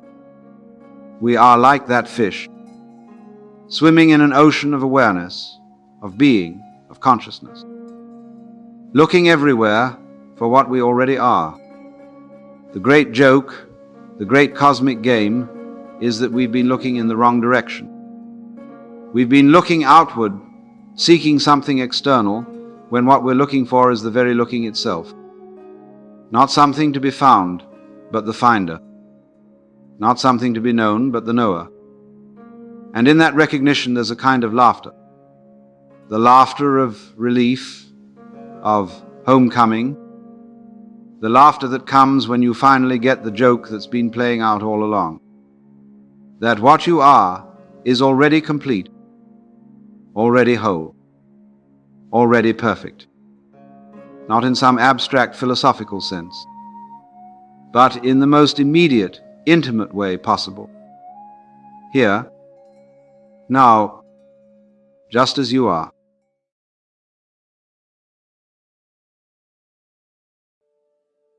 Would you say you're in a hurry? Not just today, not just this week, but in life itself. Most of us are. Even if we don't think of ourselves as rushed, our inner clock is always ticking. I should be further along by now. I should have achieved more. I should be more successful, happier, richer. It's as if life was some great competition with a hidden scoreboard somewhere in the sky. And here's the strange thing. Nobody can tell you exactly where the finish line is, but still, everyone is running. From the day you're born, subtle messages begin to shape you. Your parents compare your milestones to other children. She's walking early, he's talking late. In school, you're graded, ranked, measured not just to see if you're learning, but to see how you compare. You learn quickly that life is a ladder. You climb or you fall behind. And somewhere along the way, without realizing it, you internalize a belief. Your worth is tied to your pace. The faster you advance, the more valuable you are. But here's the paradox. When you treat life as a race, you miss most of it while you're running. The obsession with constant progress is a peculiar disease. We run after promotions, wealth, recognition, always with the idea that when we reach there, then life will truly begin. And yet, the closer we get, the further there moves away. It's like chasing the horizon. You can run all day, all your life, but the horizon will always stay the same distance from you. We think we're being productive, but in reality, we're just spinning the wheel of dissatisfaction. We're trading the present moment for some imagined future, as if today were nothing but a stepping stone towards something better. We've been conditioned to think in straight lines, from school to career to retirement. And if we can just keep moving faster along that line, we'll win. But life is not linear, it's cyclical. Seasons turn, tides rise and fall. The heart beats, not in a straight dash, but in a rhythm of expansion and contraction. When you run through life like it's a 100-meter sprint, you fight against its nature, and the result? Exhaustion. Burnout. A deep, gnawing sense that no matter what you do, it's not enough. And here's the bitter irony. The more you run, the more life blurs past you. Think of a child absorbed in play. They're not worried about progress. They're not keeping score. They are immersed in the moment itself. And because of that, they are fully alive. Somewhere along the way, we trade that immersion for ambition. We decide that life is about getting ahead. Ahead of whom? No one really knows. But the race becomes real in our minds, and that's enough to enslave us. The tragedy is not just in missing the present, it's in living under the illusion that happiness is always somewhere else, waiting for us at the next milestone. When you live like this, you start to see people not as companions, but as competitors. You measure your worth against theirs, their salary, their home, their holidays. Even friendships and love can become transactional tools for getting ahead. But deep down, you know this is madness. You know that no matter how fast you run, life is not going to hand you a trophy at the end, and you can't win a race that doesn't exist. The real question is, if life is not a race, then what is it? And how do you live it without constantly rushing through it? First, you must see the illusion for what it is. There is no final arrival. The idea that one day you'll have it all and feel complete is a fantasy sold to you by a culture addicted to speed and achievement. Life is not about crossing some finish line, it's about the texture of each step. It's about the way the air feels in your lungs, the laughter you share over coffee, the way sunlight falls across a room in late afternoon. If you're running past those things, you're running past the only real life you have. So, why do we run? In part, because standing still is terrifying. If you stop, even for a moment, you might feel the emptiness you've been avoiding. You might hear the questions you've been drowning out with noise and movement. Who am I? What do I really want? What is all this for? These are not easy questions. They require courage to face. And it's far easier to stay in motion, to keep chasing the next goal, than to risk sitting with the uncertainty of life. Yet it's in that stillness, not the race, that life reveals itself to you. There's a story from the Taoist tradition about a man who wanted to cross a river. He builds a raft, paddles across, and reaches the other shore. But instead of leaving the raft, he straps it to his back and carries it for the rest of his journey because it once served him. Our obsession with progress is like that raft. It might help us at times, but if we cling to it forever, it becomes a burden. True living is knowing when to move and when to simply be. You can move through life without running. You can work toward goals without turning them into the whole meaning of your existence.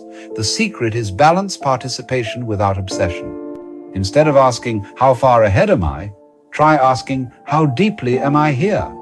Because when you stop treating life as a race, something incredible happens. Time slows down, colors feel richer, conversations go deeper, the smallest moments start to matter. And then you realize there was never anywhere to get to. There was only this, and it was enough all along. When you pause long enough to see clearly, you notice something. The race is mostly in your head. Yes, there are external pressures, deadlines, expectations, responsibilities, but the relentless urge to be ahead often comes from comparing yourself to others. Comparison is like quicksand. The more you struggle in it, the deeper you sink. You start believing that someone else's timeline should be yours, that their pace is the right one. You forget that no two lives are identical, and that nature itself thrives on diversity in growth. A tree doesn't look at another tree and rush to grow taller. Consider a forest. In that forest, one tree might sprout quickly, reaching for the sun, while another takes years to strengthen its roots before rising. Both grow, both belong, neither is behind. Yet we've been trained to see ourselves as competing trees, constantly checking whether we're keeping up. This is why so many of us feel perpetually late, as if we're arriving to our own lives after the party has already started. But you cannot be late for your own path. Your life unfolds exactly at the pace it is meant to, if only you allow it. The trouble is, most of us don't allow it. We prod, we push, we criticize ourselves for not being there yet, and we assume that the faster we go, the more we'll experience. But life doesn't work that way. Just as you can't truly appreciate a meal if you rush through every bite, you can't truly appreciate life if you gulp it down without savoring it. Speed might get you to more destinations, but depth is what allows you to actually live in them. Without depth, your life becomes a slideshow you barely remember. So, how do you step out of this invisible race? First, you have to realize it's a choice. Society will not slow down for you. The pace of news, technology, and markets will only accelerate. If you're waiting for the world to calm so you can catch your breath, you'll be waiting forever. The decision to step off the track has to come from you. You have to choose to measure your life by the moments that nourish you, not by the imaginary scoreboard of progress. And yes, that means redefining what progress means entirely. Progress might mean saying no to a promotion if it costs you your health. It might mean spending more time with your family, even if it means less time networking. It might mean pursuing a hobby with no financial payoff because it feeds your soul. These choices will confuse people who are still caught in the race. They might even judge you, but remember, their confusion is not your compass. Your compass is whether you are awake in your own life, whether you can feel each day fully instead of letting it blur into the next. Stepping out of the race doesn't mean you abandon ambition. It means you stop letting ambition drag you by the throat. You can still strive, but you strive from a place of joy, not panic. It's like the difference between running because you're late for an appointment and running because you love the feeling of wind in your hair. The action might look the same from the outside, but inside, one is stress and the other is freedom. And freedom is what you've been chasing all along, whether you knew it or not. But here's the hard truth. Slowing down can be uncomfortable at first. When you stop racing, you suddenly see the parts of yourself you've been avoiding. You notice the emptiness, the unresolved grief, the questions you've left unanswered. This is why so many people keep running. They mistake movement for meaning. If you can sit with that discomfort, though, you'll discover something remarkable. Beneath all the noise, there is a quiet sense of enough.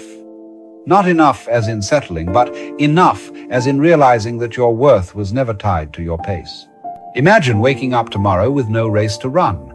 You still have things to do, yes, but no imaginary finish line looming in the distance. Your worth no longer depends on getting somewhere else. What would you notice first? The taste of your breakfast? The way sunlight shifts across your living room? The sound of a friend's laughter without checking the time? When you live without the race, moments become more than just checkpoints. They become the point. And that shift is nothing short of life-changing. Because when you stop running, you finally see that life has never been about arriving. There is no grand prize at the end, no cosmic medal ceremony. The reward for living well is living well right now. This is the quiet wisdom of those who seem content without chasing endlessly. They understand that life is not a series of achievements to collect, but a tapestry to weave. And the richest tapestries are made slowly, deliberately, thread by thread. The race makes you rush your weaving. Stillness lets you see the beauty in every knot and color. So I'll ask you again, why are you running?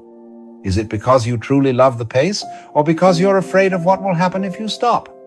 If it's fear, then maybe the bravest thing you can do is slow down. Let someone else pass you. Let go of the scoreboard entirely. Because in the end, the only person you're racing is yourself. And the only way to win is to realize there was never a race in the first place. If you've ever watched children play, you'll notice something revealing. They are not in a hurry. They don't play so they can finish playing. They play because the act itself is the point. There's no scoreboard, no invisible judge keeping time. Yet somewhere along the way, we lose that. We begin to treat life like a series of tasks to complete rather than moments to inhabit. We call this maturity. But perhaps it is simply a forgetting that life's value is in the living. Children run, yes, but they run for the joy of running, not to cross some imaginary finish line. The irony is, many of us run so hard toward the future that we miss the very thing we're running for. We imagine that rest, happiness, and peace await us once we get there. But when there arrives, it's replaced by another there, and another, and another. The finish line keeps moving because the race was never real. It was a habit of the mind. This is why you hear people say, I'll slow down when things settle. They don't realize things rarely settle. The mind always finds a new reason to keep sprinting. So the question becomes, if the race is an illusion, what happens when you step out of it? What happens is something strange. You begin to notice details that were invisible before. The sound of rain on the roof, the way your breath feels entering and leaving your body, the subtle shifts in a friend's tone of voice. These things were always there, but you couldn't see them because your eyes were fixed on the next lap. And it's these details, not the milestones, that quietly feed your soul. Here's the challenge. Your ego will not like this slowing down. The ego thrives on competition, on being better or further ahead. It will whisper, if you stop, you'll fall behind. You'll be forgotten. You'll miss your chance. But the truth is, if you're always running, you'll miss your life. The only chance worth having is the one you're in right now. And no one can take that from you except you when you abandon the present for a race that doesn't exist. To live without the race is to live on your own terms. It's to realize that the most precious parts of life, love, friendship, joy, creativity, cannot be forced, scheduled, or sped up. Think about love. If you tried to rush it, it would collapse under the weight of your urgency. Think about art. If you pushed it too hard, the beauty would vanish. So why do we think the whole of life can be pushed into a tight schedule? Why do we act as if speed equals success? Because we've been told a story that the faster we get there, the better our lives will be. But this story is a trap. It keeps us forever feeling like we're not enough yet, not ready yet, not complete yet. When you stop believing the story, you see another truth. You were never incomplete to begin with. You didn't need to win anything to be whole. You didn't need to outpace anyone to be worthy. This is why the wisest people often appear to move slowly, not because they lack ambition, but because they no longer believe in the race. They understand something most runners never learn. Every finish line is just a disguised starting line. You cross it, and there's another one waiting. And so you ask yourself, if this never ends, why not enjoy the steps instead of chasing the end? Life isn't a straight track, it's a spiral. You keep revisiting the same truths from new angles. You keep finding new depths in old places. And the only way to appreciate that spiral is to stop trying to win it. When you realize this, the obsession with constant progress begins to dissolve. But I should warn you, stepping out of the race won't make life perfect. You'll still face challenges, losses, and disappointments. The difference is, they won't feel like setbacks. Without the race, there's no behind to fall into. There's only the unfolding path, with all its twists, pauses, and surprises. You stop measuring yourself against the clock and start listening to the rhythm of your own life. And in that rhythm, you find something rare in our world: genuine peace. Peace doesn't mean nothing happens. It means you no longer turn every event into a judgment of your worth. You get a promotion, good. You lose a job, also good, in the sense that it may lead you somewhere new. You fall in love, wonderful. You go through heartbreak, still part of the dance. When you stop racing, you stop dividing life into success and failure. It all becomes experience. It all becomes living. And that's the part the race could never give you. So perhaps the real question isn't, how do I get ahead? But what am I running from? If you can answer that honestly, you might find the courage to slow down, not because you've lost the will to grow, but because you've remembered that growth doesn't always require motion. Sometimes it requires stillness. Sometimes the most radical thing you can do in a world obsessed with speed is to stop. When you stop running, something else happens. The people who are still running may not understand you. They might call you lazy, unmotivated, or unrealistic. They'll try to convince you that if you slow down, life will leave you behind. But the truth is, life doesn't leave anyone. It's not a bus that drives away while you stand at the stop. It's the ground beneath your feet, the air you breathe, the moment you're in. You can't be left behind by something you're already part of. If anything, it's the constant running that makes you miss life, not the slowing down. And when you stop, you might discover that you're already where you need to be. This doesn't mean you won't have goals or dreams. It means you won't sacrifice the present for them. You'll work toward them, but without the panic of someone being chased, without the idea that your worth depends on catching them. In many ways, stepping out of the race is an act of trust. You trust that you don't need to rush to live fully. You trust that life will still unfold even if you're not pushing it forward every second.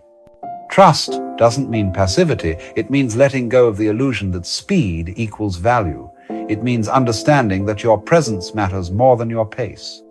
And in that space of trust, you begin to live with a deeper ease. Ease is not laziness. It's the calmness of someone who knows they are not in competition with anyone, not even themselves. Imagine waking up without the feeling that you're already late for your own life. Imagine doing what needs to be done without the constant background noise of more, faster, better. This doesn't make you less effective, it makes you more aligned. You no longer scatter your energy chasing dozens of goals at once. You put your attention where it matters, and you savor the process. It's like tending a garden. You can't rush the flowers to bloom by shouting at them. You tend the soil, water the plants, and let time do its work. If you tried to pull the buds open early, you'd destroy them. Your own life is no different. The most beautiful parts of it unfold in their own time. And your job is not to make them happen faster, but to be there when they do. So, when the urge to run kicks in, when you feel that restless tug toward the next thing, pause. Ask yourself, am I moving towards something meaningful, or am I running just to keep from feeling still? Sometimes, the stillness is what you need most. It allows space for clarity to emerge. It allows you to hear yourself again, beneath the noise of deadlines and expectations. And in that clarity, you might find that the thing you were chasing was right beside you all along. There's a freedom in not racing. A freedom to take the long way home, to talk for hours with a friend without glancing at the clock, to create something slowly and imperfectly because you enjoy it. The world may not reward you for these things in the way it rewards speed and productivity, but the reward is built into the act itself. It's the deep, quiet satisfaction of actually living your life instead of rushing through it. And here's the final paradox. When you stop running, you often end up where you wanted to be all along, but without the exhaustion and emptiness. The opportunities come, the relationships deepen, the experiences arrive, not because you forced them, but because you were open enough to receive them. Life was never asking you to run. It was asking you to notice. Notice the way the morning light filters through your window. Notice the laughter in a conversation. Notice the quiet moments when you feel completely at peace for no reason at all. These moments are not in the way of your progress. They are the point of it. If you can live like this, not as a runner in a race, but as a participant in the unfolding of each moment, you will find that the need to measure your worth against speed disappears. And in its place, you'll find something far more valuable, the realization that your life was never a competition to begin with. You don't need to get ahead, you don't need to prove anything, you don't need to win. All you need is to be here in the only moment you've ever truly had. And in that moment, you might discover finally that you were never behind. You were always exactly where you were meant to be.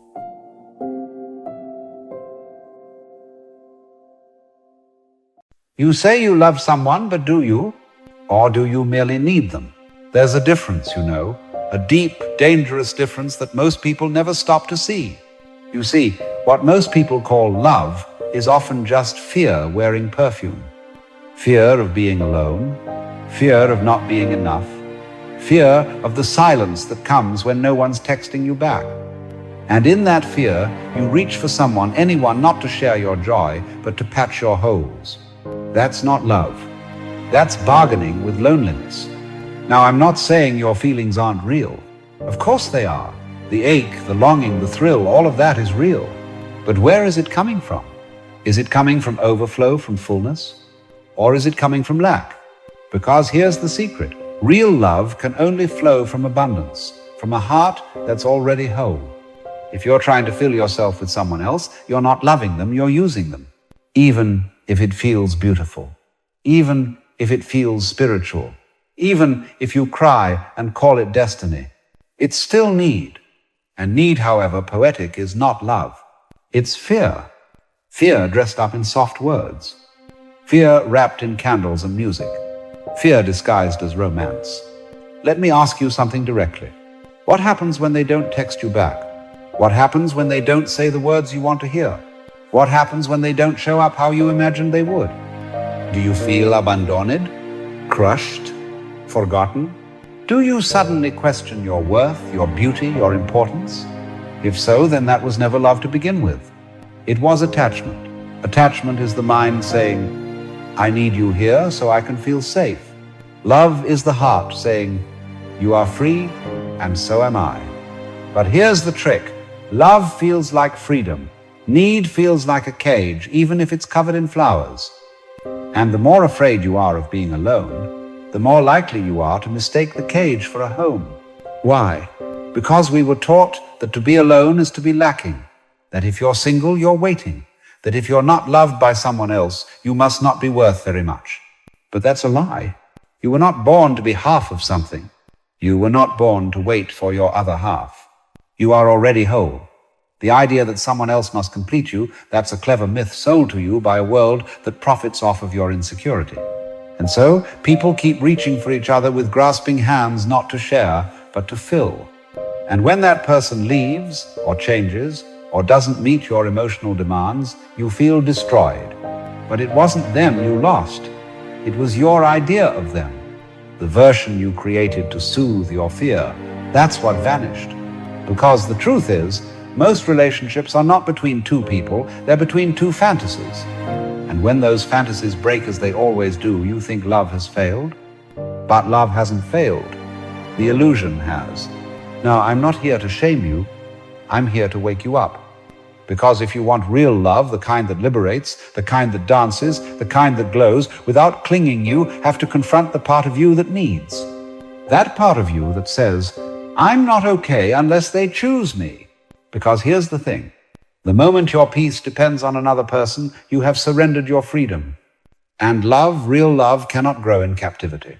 It needs openness, space, trust, surrender. And yes, that's terrifying, because love without control feels like chaos. But it's not chaos, it's life. Life doesn't promise guarantees. People don't come with contracts. So, love must be a gift, not a deal. You must be willing to say, I love you not because you complete me, but because I see you clearly. I love you not because you make me feel valuable, but because my value is already secure. Can you do that? Can you love someone without needing them? Can you be fully present with another person without turning them into your emotional oxygen mask? It's not easy, but it's the only way real love can breathe. But where does this need come from? Why do we feel we must have someone, a partner, a person, a presence to feel whole? The answer, my dear friend, is rooted in early confusion, a confusion about the self. You see, from the moment you're born, the world starts carving into you. It hands you labels: good, bad, smart, pretty, worthy, not enough. It says, you must earn love. It whispers, be this, not that. Do more, and maybe they'll stay. And so, very early on, you begin to believe that love is not something you are, but something you must win. You believe you have to perform to be held, to look a certain way, to say the right things, to keep people happy, to need them because without them, who would you be? That's the wound. And most adults never outgrow it. They just build better stories to hide it. But underneath the roles, the drama, the spiritual masks, most people are still walking around like hungry children, asking, will you love me if I change enough? But that is not love. That is fear in disguise. Real love doesn't require shrinking. It doesn't demand perfection. It doesn't punish you for being human.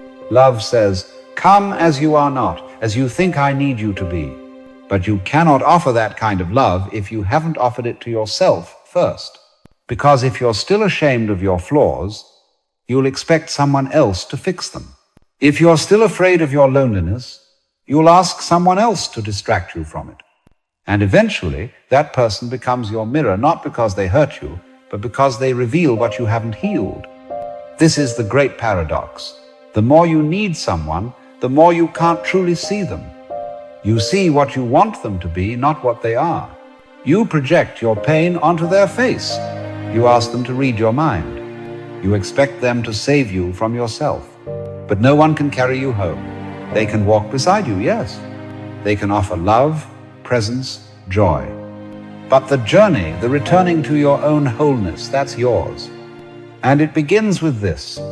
Sit with your fear. The fear of abandonment. The fear of not being chosen. The fear of being ordinary. Sit with it without running, because that fear is your teacher. It's showing you where you've forgotten the truth. And the truth is, you are already enough, with or without their approval, with or without their presence, with or without the relationship you think you need. Now, I understand this is easy to say, hard to live. We are social creatures. Connection is part of us. But needing connection and clinging to it are not the same. A flower needs the sun, but it does not beg for it. The ocean welcomes the moon's pull, but it does not demand its loyalty. There is a difference between harmony and dependence. Harmony is love. Dependence is fear. And most of us were never shown the difference. We were told that love meant never letting go, that true love hurts, that if someone leaves, it means you weren't good enough. But that is not wisdom, that's conditioning. The truth, if someone walks away, let them. If someone doesn't love you in the way you need to be loved, bless them. Their leaving is not your failure. Their absence does not erase your value. It simply means your paths are no longer aligned. That is all. And here's the beautiful, terrifying thing. The less you cling, the more real love becomes. Because love can only thrive where freedom exists. If you love someone, you do not trap them in your fear. You do not demand constant reassurance. You do not hold their presence hostage with your panic. You love them, which means You honor their path even if it leads away from you. Can you do that? Can you love with your hands open? Can you release the script and meet the moment? Because when you stop needing, something incredible happens. You stop trying to be worthy of love and you realize you are love. You stop begging for connection and you start being connection.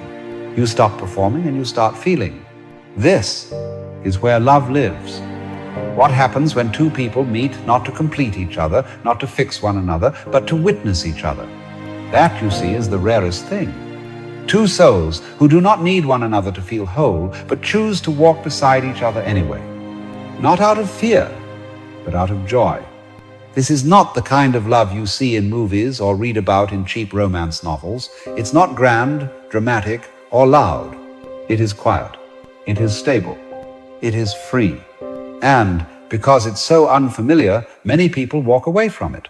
They say, it doesn't feel intense. It doesn't feel like butterflies. It doesn't feel like obsession. Well, of course not, because obsession isn't love, it's addiction. Addiction to attention, addiction to approval, addiction to that chemical high that comes from being needed, wanted, desired. But love, real love, doesn't spike your nervous system. It softens it. It doesn't make you lose yourself. It helps you return to yourself. You see, when the fear of abandonment is driving the relationship, you'll call anxiety passion. You'll call jealousy loyalty. You'll call control care. But those are just masks.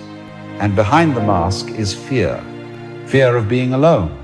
Fear of being forgotten. Fear of discovering that maybe, just maybe, you're still carrying wounds you hoped a relationship would heal. And when that happens, when you make someone else responsible for your peace, the relationship becomes a battlefield. Because now you are no longer two beings walking together. You are two beings battling expectations. One expects validation. The other expects safety. Both are disappointed. And still, you call it love. But love is not disappointment. Love is not debt. Love is not holding your partner accountable for the emptiness you've been avoiding inside yourself. Love is when two people take full responsibility for their own inner world and still choose to open their arms to one another. Not to fix, not to save, but to witness, to share, to say, I am whole, and I see that you are too. Let's walk together a while. Now that is love, but it cannot happen until you meet yourself. You must face the part of you that still clings, that still begs, that still says, please don't leave me, I don't know who I am without you. You must hold that part with compassion, yes, but you must not obey it. Because that voice is not your truth. That voice is your wound. And wounds do not speak clearly, they speak in survival. They whisper things like, you'll be alone, no one will ever stay. You must earn your worth, but your soul knows better. Your soul remembers a time before all of this, before the story, before the scripts, before the ache for someone to come and fix everything. Your soul is not afraid of being alone because it knows it is never truly separate. That's what we forget. We believe love is something outside of us, something to find, something to chase, something to win. But love is not found. It is remembered. It's the natural state of a mind no longer clouded by fear. It's what remains when the drama dies down, when the roles are dropped, when the ego lets go, and it is waiting patiently for you to return. You'll know you've touched it when you stop asking, what can I get? And you start asking, how can I give without losing myself? Because love does not empty you. It fills both who give and receive. And so now I ask you to be honest, not with the world, but with yourself. Look gently at the love in your life. Look at the people you call yours. Look at the way you attach, the way you hold on, the way you say, I can't live without them. And ask, is this love or is this fear? Is this love or is this survival?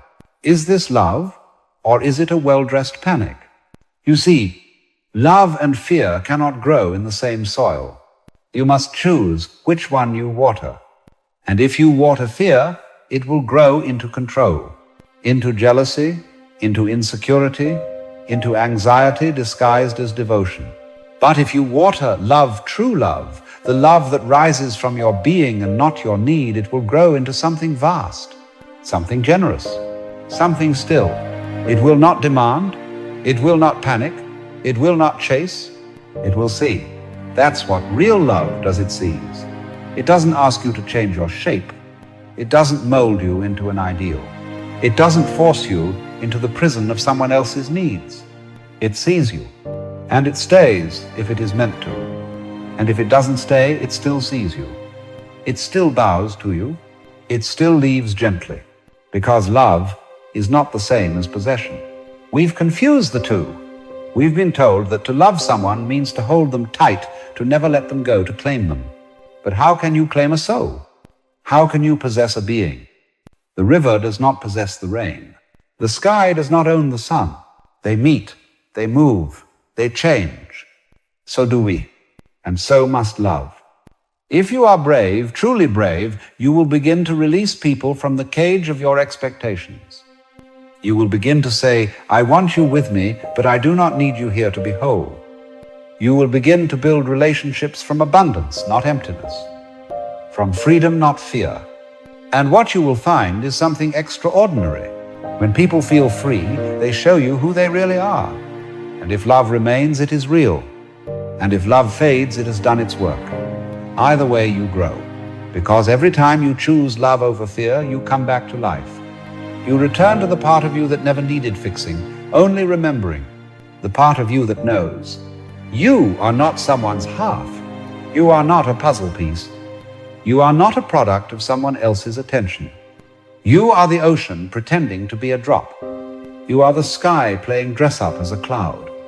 You are love itself, forgetting just long enough to feel the thrill of remembering. And so let love flow. But don't chase it. Don't cling to it. Don't use it to plug your wounds. Let it rise. Let it breathe. Let it leave, if it must. And if you ever find yourself saying, I can't live without this person, pause it, breathe. And remember, you always could, you always have. What you can't live without is truth, is peace, is love that frees you, not binds you. So ask not, how do I get them to love me? Ask, how do I return to the love that was here before they ever arrived?